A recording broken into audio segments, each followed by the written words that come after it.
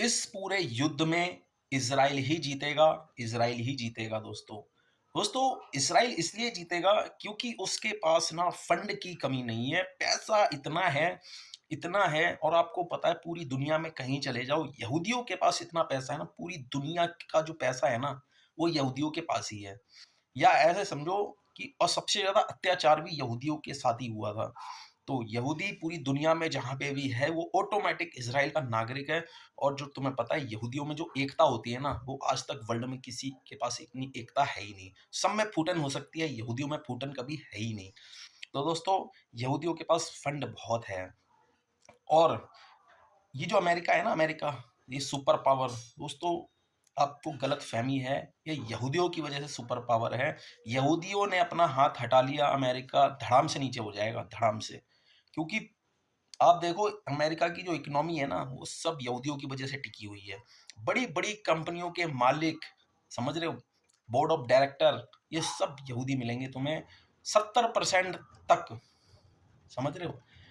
तो चाहे प्रथम विश्व युद्ध लगा लो और सेकंड विश्व युद्ध भी ना, तुम्हें पता है रॉथस्चाइल्ड फैमिली का नाम सुना होगा आपने। और जो इज़राइल बसा हुआ है ना, वो रॉथस्चाइल्ड फैमिली की वजह से बसा हुआ है।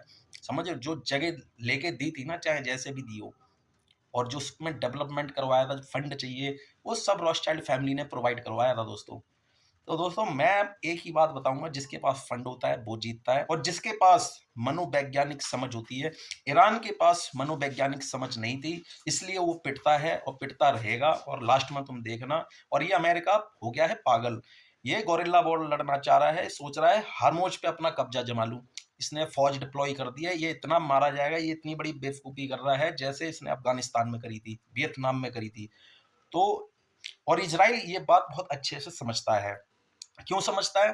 क्योंकि उसे पता है हमारे देश में जनसंख्या वैसी कम है, हम वहाँ अपने फौजियों को मरवाने के लिए नहीं भेज सकते। वो अपनी इंटेलिजेंस की दम पे मारेगा ईरान को, और मार रहा है, ठीक है? तो ईरान के पास मनोवैज्ञानिक समझ नहीं है दोस्तों। और जिस देश के पास मनोवैज्ञानिक समझ नहीं होती, वो देश हमेशा गर्त में जाता है। आप चाहे देख लो पाकिस्तान का क्या हाल है।